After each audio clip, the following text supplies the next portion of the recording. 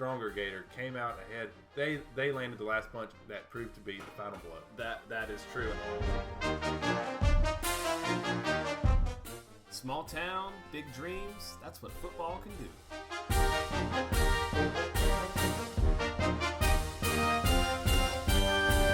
Book it.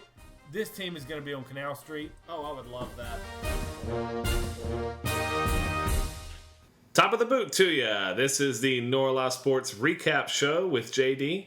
I am your host, JD, coming off a fresh week 3 of the North Louisiana, otherwise known as Norla, high school football season. It's a beautiful day here in the Norla studios, and we are very excited to be back to recap week 3 and look ahead to week 4. Again, my name is JD, and as usual, we have a guest. My guest this week is none other than Twitter personality Top Rat. Good morning, Rat. A week of rest is I'm ready to be back in the guest seat. You know, it's been a few weeks since I've been in the been on the show as a guest, but I'm well rested and looking forward to a great podcast for this week in the football season. It's good to have you back as a guest this week, Rat. We're sitting here just to give the viewers a little bit of information, theater of the mind, if you will. We have been upgrading our studios here at Norla. Hopefully the audio experience is improved for you. We have ULM and Iowa State on in the background. We've got our nice little Norla set up here, our spreadsheets and windows all opened up and ready to go. And we are going to hopefully flood you with knowledge on this beautiful week as we transition from week 3 to week 4 in the Norla. A rundown of what we're going to talk about today. We will go over the game of the week from week 3, which of course was Oak Grove at Sterlington. We will highlight 4 big games from week 3 and look forward to who those opponents will play next week. We will look forward to potential week 4 game of the week. And we will also have a little bit of a trivia segment later on as well. Rat, do you have any thoughts before we get started? I was thinking about it while you're doing your initial monologue, prelogue. Generally, we talk about the high school Norla, but this week we also, during our podcast, a classic college team Norla, and the Norla is UL Monroe, and they're playing Iowa State right now in our backdrop TV, and we're going to be giving updates live on the UL Monroe Warhawks. If you don't like us giving updates live, I'm not surprised because this is a high school podcast. I believe ULM is down 21 right now. They're in commercial. Well, we're flexible mostly. We'll come in and out, but you know ULM is a little short right now. But trust me, guys, if they come back, we're going to give you live updates on the ULM Warhawks and the Iowa State Cyclones. It's not the worst idea you've had, Rat, but ultimately it's my show, and I will make the decision on that. Also, just keep in mind, just a friendly reminder for you, buddy, that people aren't listening to this live. It is a podcast, so live updates may not be the most efficient thing, but if you're into that sort of thing, I don't know, maybe we'll keep you updated. Trust us, if ULM pulls off this epic upset, you're going to hear it here first. Maybe, if you listen to it really soon, without looking at scores. Anyways, without further ado, let's get right into it. The game of the week last week was Oak Grove Tigers at Sterlington Panthers in beautiful Sterlington, Louisiana, in the north side of Ouachita Parish. The restaurant to highlight this week would be the Fieldhouse Bar and Grill on the north side of Monroe. I went there for the first time last night. It was delicious. Had some of the best wings I've ever had in my entire life. Speaking, Rat, of ULM, I like it when a restaurant really puts a lot of sports memorabilia into its decor, and the Fieldhouse really does that. It's right on the edge of the ULM campus, and there's all kinds of ULM paraphernalia and NFL jerseys from former ULM players. It had a good feel. It was a packed house on a Friday afternoon, and I was very, very satisfied with my experience. Rat, how did you? Oh, never mind, you weren't there. Rat, where the heck were you last night? I think everybody is picking up the tension right now between JD. No, there's no tension. I think people just tune in to hear, what happened in the week 3, the big games, and I was occupied. It was the first night of the Bell City Fair on the campus of the Monroe Civic Center, and trust me, guys, I don't think any of these guys want to hear any of this this back and forth, and so you were at the game. Why don't you talk about the game? I have nothing to add, and I don't think I need to be patronized, criticized, or stomped on because I was at the fair. Whoa, rat. Okay, first off, I didn't even know you were at the fair until this moment. You just broke that news to me live. You just said that you couldn't make the game of the week. Second off, I don't feel any tension. I'm very relaxed. We are ready to roll here in the Norla Studios. If there was tension, I wouldn't have brought you on today. There is a long list of guests who would love to be in this studio. So you are welcome here. Although I am a little shocked that you went to the fair over a game of the week between two powerhouses in the Norla. Well, part of the reason for going to the fair is because it's part of the segment. We're both our last portion of the show tonight. We're gonna have closing thoughts. And one of the things I'm gonna do is to talk about. Well, we were gonna that was gonna be a surprise. But I guess we'll have closing thoughts, as Rat just said. Anyways, okay, as you said, I should talk about the game. So how about you just sit there for a second, and I'll talk about the game that you weren't at. And by the way, that was a good over-under you had. I don't need to take your sass. The over-under, I'm going to assume you were talking about the Wasserman game. Because the Wasserman, many of the over-unders were good this week. We don't have to talk too much about the Sterlington Oak Grove over-under because the line itself wasn't. Anyways, Sterlington, the Panthers, wearing their blue jerseys on white pants with black helmets, hosting the Oak Grove Tylers. They probably have a Tyler on their team. The Oak Grove Tigers wearing their traditional white on black with black helmets, no logos on the helmets. A couple of really good looks out there at Panther Field last night. And it was a defensive battle early on. Rat, do you know what the halftime score was? I believe it was 0-0. I can see you're following the Twitter account because once again, you weren't there. But it was 0-0 at the half. It was a defensive struggle in the first half. Punt after punt after punt, a couple of turnovers here and there. Sterlington was really close to the end zone multiple times, and Oak Grove came away with a pick or a fumble recovery, and it was just a very back-and-forth game early on that resulted in no points in the first half. That sounds boring, but it really wasn't. There were a lot of punts, but it was just very good defense. The defensive front for both teams is very strong. Oak Grove usually looks like they have a 5A talent defensive line, and this year is no different. They have some big fellas up front, and Sterlington likes to throw the ball, but Oak Grove was not letting that happen last night. Not only was Oak Grove not letting that happen, but Mark Sims helps out on the defensive front with the Oak Grove I apologize, Sterlington. Mark Sims helps out with Sterlington, and that's one of the reasons this was such a low-scoring game. Sterlington defense kept them scoreless in the first half. That's right. I already said that. But thank you for that contribution. The second half, we were wondering, will anybody score? How long will it take? Oak Grove returns the opening kickoff to the second half into Sterlington territory and then launches a touchdown pass on the first play to break open the game. So the second half was wide open. It felt high scoring, but it really wasn't.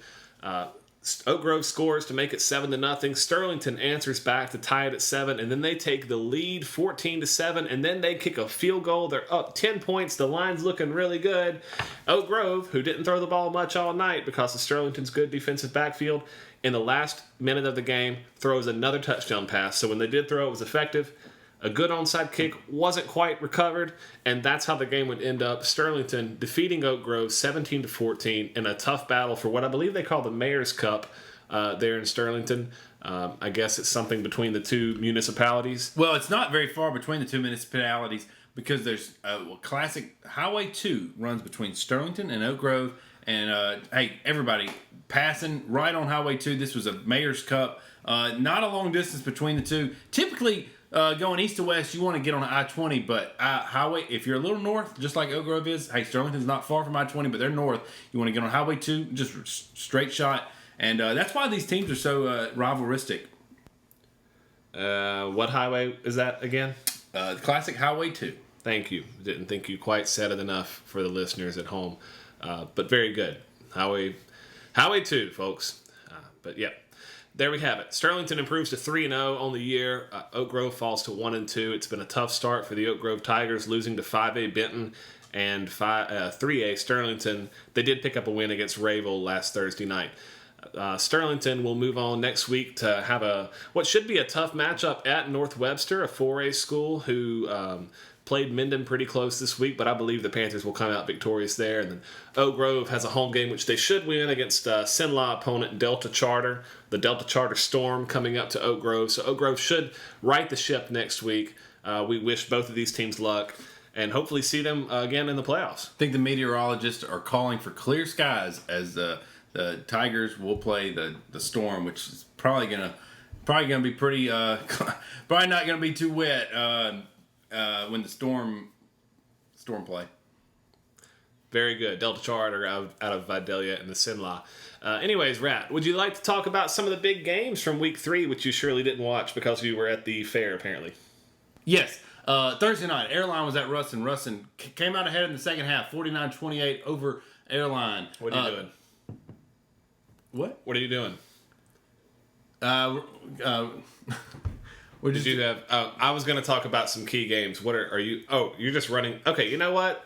Have your thing. Go for it. Scotlandville 27 over Captain Shreve 26. That's a Norla school losing to a Sola school. Lake Charles, out of the 3A division, they took on a bigger, stronger, faster foe in Natchez Central, and they won. Lake Charles won 50-49. Alexandria shut out Parkway. That was a close game. A lot of people were split on who was going to win that one. Alexandria came out to be the stronger, faster, and stronger Trojan. Longview out of Texas, not only non-Norla, but not even in the Louisiana division. They beat West Monroe in a tight ball game, 17-7. And Vidalia took on West Washita. They went up in class but came up short, even though they were at home and hosting the West Washita Chiefs. Matt Middleton and his bunch took it to Vidalia, and they won 45-12. JD, back to you. Thank you, Rat. That was unexpected. Glad you could get some of those 5A scores in there for us. All right. Okay. I'm a little rattled, but we'll continue on. Big games from Week 3. I want to start with a couple of Thursday night games, which, Rat, how do you feel about Thursday night games? Typically, Thursday nights are for Good Hope, Westridge, and Delhi Junior High, and Mangum Junior High. You don't want to... I understand sometimes Ruston's field is not in the best of shape, and Tech's got to play Florida International on a Friday for some reason because of CBS or whatever. But you want to try to avoid Thursday night games as much as you can. Hey guys, let's spend that night with the junior highs. Friday night is for the boys coming out to the high school games. Let's try to just stay away. I really just hate. I fucking hate Thursday night games. Good God, Rat. I mean, good. Oh, I was just gonna say that Friday nights are better. I didn't. Okay. Wow. Yeah. So the official Norla stance in a more clean and family-friendly way is that Friday nights are for the boys and Thursday nights are for the junior high boys. We prefer Friday night games, but we had a couple of good Thursday night games this week that we'd like to highlight. One of them happening over in the Shreveport area as the 1A Calvary Cavaliers took on the 5A Bird Yellow Jackets out on the road at Bird. Calvary came in as a 2-touchdown underdog. A lot of people thought that line was too high, and a lot of people turned out to be right, as Calvary would show out and take down Bird 37-25. What do you think about that one, Rat? The Calvary Bird game. You don't have anything, do you? Yeah, no. You were probably at the fair. Okay, next game was also Thursday night, happening at the same time. I had the privilege of making the trip over to Ruston, and I gave everybody a little Twitter surprise, you may have noticed, with a little Thursday night high school football as the Airline Vikings came in to take on the Ruston Bearcats on the campus of Louisiana Tech University. It was a big game. Ruston was 0-2 and Airline was 2-0. Bearcats were off to a slow start after close losses against Neville and against Acadiana. And Airline was off to a hot 2-0 start after big wins against Washita and Union. The game started off, well, really, it was exciting from beginning to end. Airline and Ruston were tied at 21 at the half, but then Ruston came out and just exploded in the second half, ended up winning 49-28. And Airline will move on to take on Natchez Central at home next week in a district game, and Ruston will travel all the way down to Archbishop Rummel, where that will be a tough one for the Bearcats. Bearcats have a good team, but a really strong schedule. I'm assuming you don't have any thoughts on that game, so I'll move on to the next one. West Monroe, this was a big game at a neutral site, Independent Stadium in Shreveport. takes on Longview, the Longview Lobos out of Texas. Not even out of the Norla, but out of the entire La in general. Longview came in as a 7 or 8 point favorite. It looked like it was going to be high scoring at first. Boom, boom, boom. 3 scores quick in the first quarter, and Longview's up 17-7, and then that was it. That's the final. Hayes King, the Texas A&M commit. Funny thing, JD, is when I heard this on 97.7, I thought they were saying Ace King, but it's actually Hayes King. He's going to Texas A&M. Big slick. Yes, right. He really did a great job against Tyler, Texas, the week before. Neither of those are Norla schools. We rarely are going to discuss 2 non-Norla schools, but they shut out Tyler, Texas in the prior week, 42-0. But West Monroe said, "Hey guys, we're not going to let you score that many points," but nevertheless, they scored enough, and it was at Independence Stadium, so obviously there was a lot of distractions being in Shreveport. But West Monroe came up short, and Longview, it's tough to be an out-of-state school, come into the neighboring state, and pull off a big W. Yeah, it was a big one for Longview. A little bit of a letdown for West Monroe fans. You have to wonder if the thing would have been different if West Monroe had their quarterback. But it is what it is. Longview's a really good team, and this is nothing for the Rebels to hang their head about. West Monroe will travel back home next week to take on Evangel Christian Academy, a big rivalry there. Evangel, speaking of West Monroe being out of a quarterback, Evangel is a team West Monroe is certainly common with. That's right. They met up in the Dome years ago, and that was a big loss for West Monroe there. So you can be sure that the Rebel fans will want revenge. The kids may not remember it who are on the team now, but I will say this. I predict West Monroe big in that game. The lines aren't out yet, but Evangel has been struggling this year. In fact, Evangel also played an out-of-state opponent last week from Arkansas, and they got the rear ends kind of handed to them. So look for West Monroe to come up big at home against Evangel next week. There's 2 points to take away. Guys, other schools in the Norla, let's try to stick to playing strictly Norla schools. There's been a lot of out-of-state games this year. There's strength in numbers, and I think we're only going to do ourselves a favor if we can play strictly Norla schools. We're going to make each other better. Other thing, West Monroe played Evangel a long time ago in a Norla Knights Classic game against Evangel in the Superdome, and they came up short on a missed extra point. They actually went to kick the extra point, and they missed it. The kicker, he missed the extra point, and West Monroe lost to Evangel. There was a good snap, and they had the laces were out. I mean, they weren't in, but the kicker, he missed it. It was wide right. Actually, he's a right-footed kicker, and he just missed it. It was a close game. West Monroe probably should have won, and he was a senior, and and I think he was. It can live to haunt you. It really can. It's a tough position to play. Right, but the point being, I don't think he ever will forget that missed extra point. That was a state championship game that he lost In the Dome. Canal Street. Single-handedly. But enough of that. Well, I think we're being hard on the It was kid. brought up in the press conference. I think we're being at hard. the post-game press conference. And that was years ago, though. They could have went for 2 to win it, but he kicked the extra point and he missed it. Well, that wasn't even last. That was a long time ago. But you never know if they would have won it in overtime. That's true. Rat. They went for 2 in that game. You know what? I'll spare you the embarrassment. We'll They played a lot of state championship games. Them two, they were the big 5A powerhouse. Okay, sure. I think.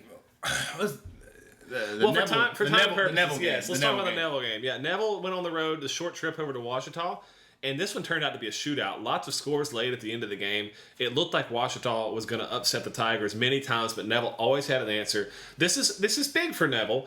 They had a dominant win last week, and this one they struggled because it was back and forth, but they do come out on top with a 38-35 win over Ouachita. And it doesn't get any easier for Neville as they go on the road to take on St. Thomas More next week. Ouachita also goes on the road to take on a team we covered in week 1, the Union Fighting Farmers.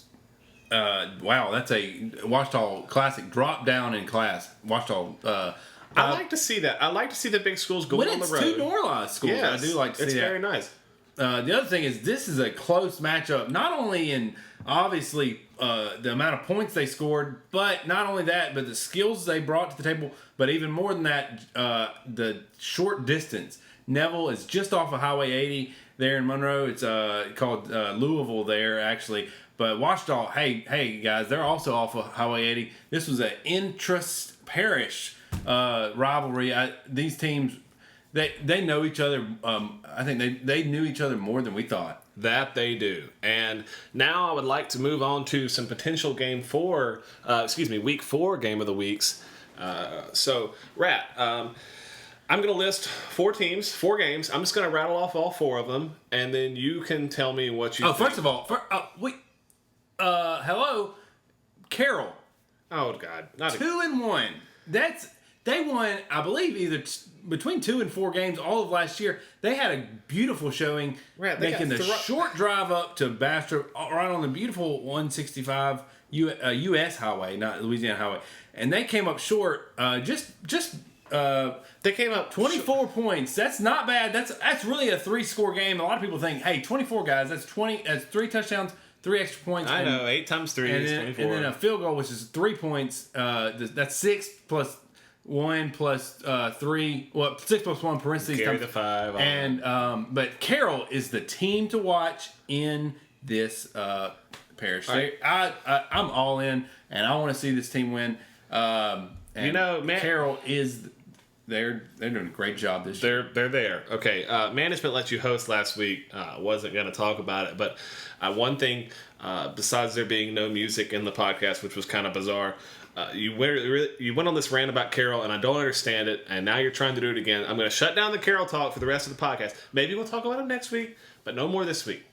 All right. Now, the music. You make your points. No, on the music, I had whoever can figure out how to put hey, it's not just the music, it's the volume, it's the placement, it's the segments, all that stuff is obviously JD's not doing it. He's hiring it out. He's got a music guy, because this stuff, there's no way I was going to figure out the music.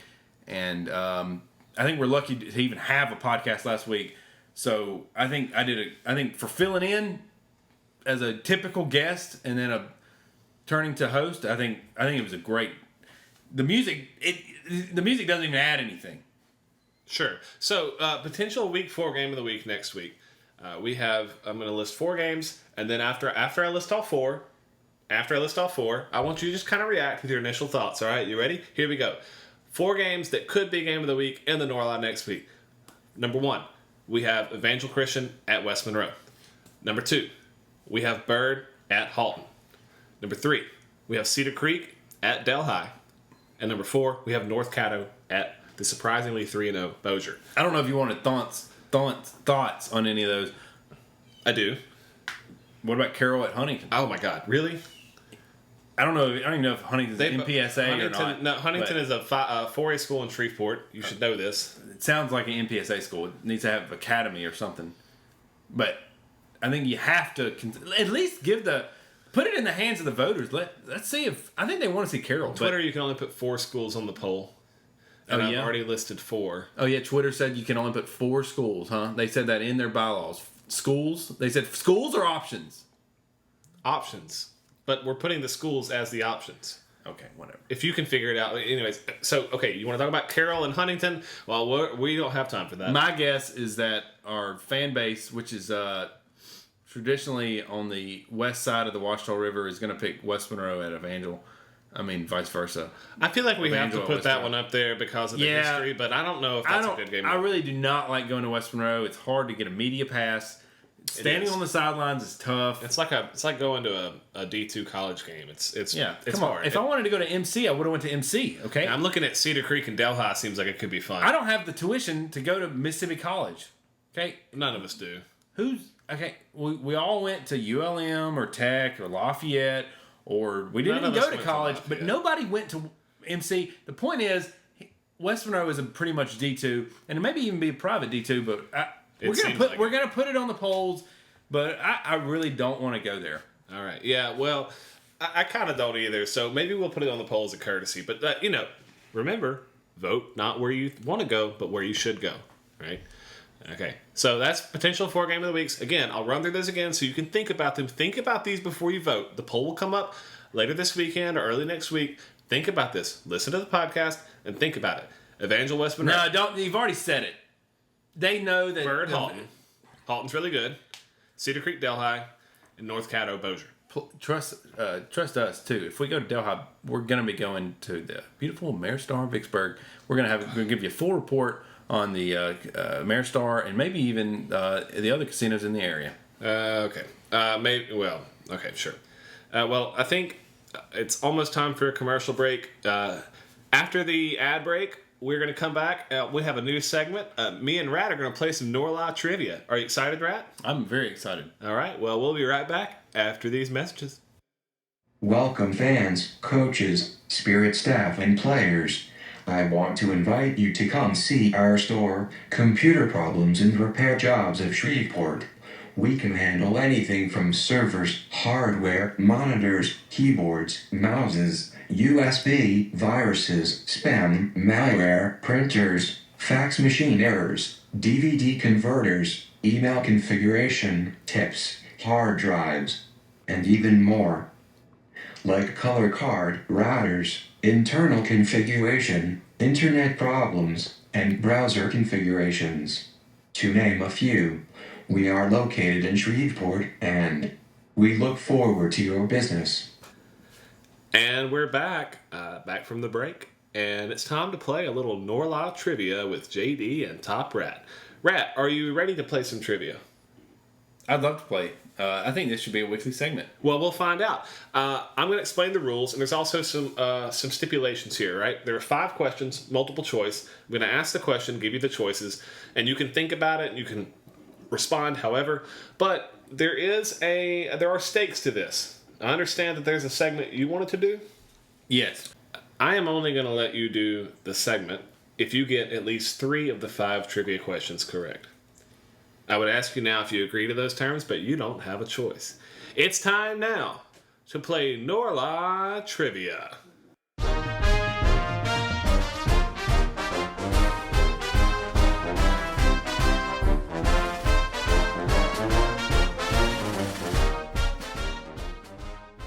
Can I do the segment next week if I don't get it right? It's time now to play Norla Trivia. Here we go. No peeking, Rat. I have this written down on a piece of paper. Question 1. Who is the only 0-3 against the spread team in Class 2A in Norla? Repeat. The only team in 2A who is 0-3 against the spread. Is it A, Lakeside, B, Beekman Charter, or C, Ravel? Well, I was going to say there's no way I'm going to get this right, but I got at least a 33% chance. That's correct. Lakeside, Beekman, or the Ravel? Is that what it is? That's correct. Well, I know Ravel is, no, they covered against Oak Grove. Now I got a 50% chance. Beekman. Beekman is correct. Beekman Charter is 1-2 straight up, but they have not covered a spread yet this year. Rat, you are off to a hot start. You are 1 of 1. 4 questions to go. Question 2.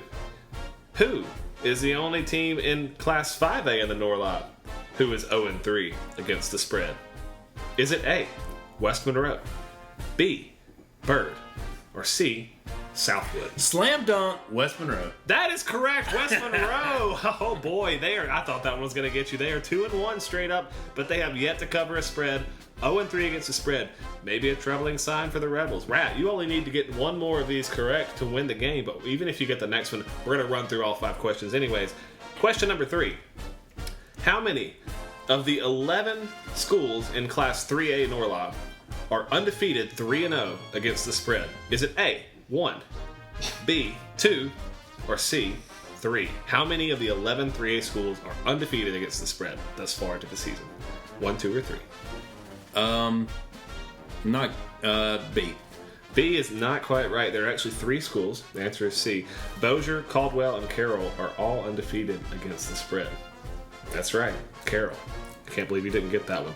All right, well, you got 2 questions. You got to get one of them right. The Sea Dogs. The Sea Dogs, sure. Question 4.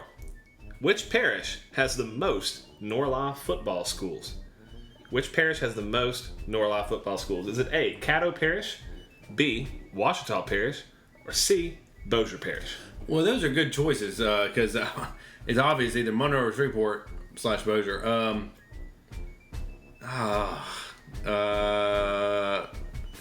I mean, probably whatever the letter for Washita is. Washita. Letter B, is that your final answer? Is that Washita?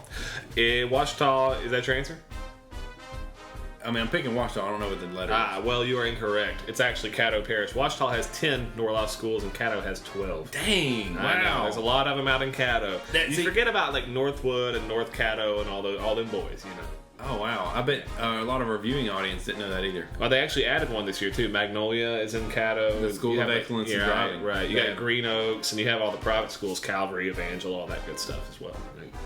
All right, you have to get this last one right if you want to do your precious little segment, which nobody wants to hear anyways. Are you ready? That is very offensive, but also the Shreveport has all those schools, but the things that they don't have is they don't have a D1 school like Washita Parish. Are you talking about college? D1 college, yes. Well, this is a high school show. Put your chin down. Oh, yes, sir. Well, without further ado, the final question this week. Question number 5. Where am I at so far? Am I Well, two for two or what? You have 2 correct and 2 incorrect. You Okay, need and to what do get I got to one do more. to get a podcast? You need to get this I mean, one correct. You need to get this one correct. So, It all comes down to this question. all right. This is just It's how we drew it It's up. a classic runoff. Question 5. In the West Monroe versus Evangel series, who has more wins? And I'll give you a bonus, which doesn't mean anything if you can tell me how many times they've played. But the real question is, who has more wins, Evangel or West Monroe? What are the Those are the options, Evangel or West. Against head-to-head, Yeah. in the Evangel-West Monroe rivalry, which one of them has more wins? Oh, okay. First of all, I think this trivia sucked. I think you shouldn't have gave any options. It'd be a lot harder if I had to just guess. But okay, so Evangel or West Monroe, who's had more wins? That's right. And speaking of offensive, that was offensive. I'd say probably Evangel. Evangel is correct. Okay, that's But I'm going to alter the rules. what I thought. I'm the host here. That wasn't really that hard. We're going on in like 30 minutes or so.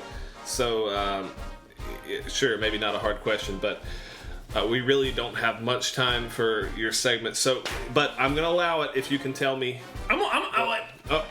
What? I'm just gonna test you. What is the record? I mean, are you just making up stuff, or okay? Evangel I have the record. That's what I was Evangel gonna has ask more you. wins, but what is the record? I have the record written down right here, and if you can tell me, I'll let you do your podcast. Oh, I have to guess exactly how many games they played, and then exactly how many. No, Evangels one or the won. other. You can either tell me how many Evangels won, or you can tell me how many they've played. If you get either one right, I'll let you do the podcast. Evangels won 7. They've only played once. That is not true. It's true. You can look it up.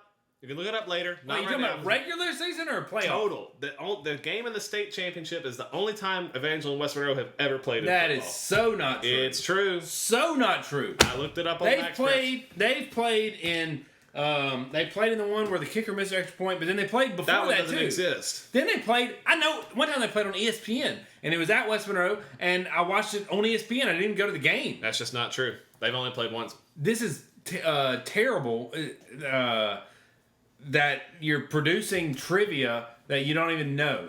If any of our listeners can look up and tell me where Evangel and West Monroe have played outside of that state championship game. They played at West Monroe. I'm telling you. I promise you. Yeah, they're playing next week at West Monroe. They haven't Yeah. done it yet. Okay. Oh yeah. We're only an hour away, but we've only played once, and I want to go make it from 5A to push Evangel back into 1A because of us playing once. Yeah, that's pretty much what happened. It's kind of strange, isn't it? Yeah. little West Monroe surprising. just kind of heard about Evangel, and they were scared of him, and they played once, and then it. Whatever. Okay, Well, yeah, you they know, played once. They went for 2, and they should have kicked the extra point, and all of a sudden they're kicking Evangel into a different division. ULM update. ULM is getting their kicked. Wow. I'm going to officially say that we're not giving any more ULM updates. Well, we were talking about it earlier, and I forgot, and we changed the channel. And clearly, the Florida State game was Maybe Florida State's just terrible. outperformance. Willie Taggart was sleeping at the wheel that night, but We're going off on a tangent. Iowa State is clearly the faster and stronger Cyclone. Okay, cool. Well, we're going to wrap up the podcast because Rat's getting a little distracted, and we're a little bit short on time. But thank you once again for coming in. LSU's covering. That's great. That's great. They're not even from up. Thank you for coming in to our podcast today, and we're going to leave you with some closing thoughts. We each have some prepared. We don't know what they are, but mine, I just want to talk a little bit about something I saw this week. Something really cool in the Norla. I think the closing thoughts is a good thing to do in the future. JD's closing thoughts are helmet logos for Norla schools. I saw some this week that were really cool. The first one I saw, the Airline game where they played at Ruston. Airline had those nice Navy helmets, and their logo was really cool. It's a white outline of the state of Louisiana, which I think is a really beautiful state outline, with the big Airline A, and then the nice little star on the Bossier area, right to show you this is where we are. We're up here in the north. We're not ashamed of it. Here's the boot, but we're up here in the northwest corner, and we are proud of that. I think that's really cool. I like geography and location. I saw another helmet in the game of the week. Sterlington with those nice black helmets with the 3 claw marks coming across says, hey guys, we're the Panthers. We're going to scratch you up. We're not afraid of you.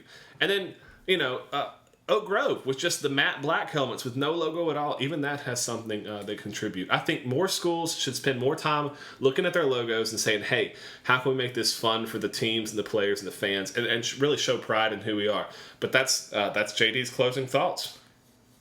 What are yours, Rat? I think the theme of this podcast has been, let me steal from Rat, and I heard you in your thought. You said something about, "Hey guys," that was something that my father passed. Anyway, we cannot. A lot of people say, "Hey guys," what do you want me to do? Like, howdy y'all. What do you want me to do?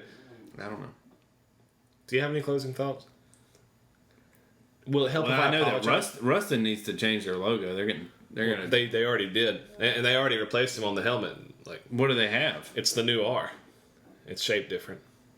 What is it? Richwood R now? Richwood are gonna sue them? I don't know what Richwood's logo looks like. It's a much more loose leaf R, and it's not as strict, and it's wider. It's still block style. Do you have any closing thoughts? I think that was the logos don't change the game or anything. It's just something that's. All right. Well, you know what? Come in here with your game changer. What do you got? My closing thought is the fair compared to Six Flags. I went to Six Flags about a month ago to go to a Texas Rangers game. That's not even football. And then I went to Six Flags the night before, and obviously I got a hotel room. And the Six Flags experience compared to fair. Six Flags is about $70, $75. Fair was $25 for the bracelet. The fair had a lot of food, reasonably priced, in the beautiful Monroe Civic Center. The best part about the fair, easily, we lost JD. Done with this. Bull crap. The fair had, in the back of the fair, the best part is clearly the petting animals. They're all babies, except for maybe the chickens, and you can even pick up an alligator. But I would suggest many people go to the fair because it supports local business. It supports local business. Here it is. And I'd probably bring about. See you next week, Norla. Bring about $100 for you and a special spouse to come to the game. To the fair. And compared to Six Flags, it's a much better value. There's not as many roller coasters, but the fair has just as many thrills, shrills, and surprises. So that's in Monroe. Check it out. It's going to be here for about another week. And looks like JD has left. And so anyway, that's going to be the conclusion of week 3 in the Norlaw, where we'll be back next week as we decide on the game of the week and present another week 4. It'll be the week 4 podcast. Happy Norlaw.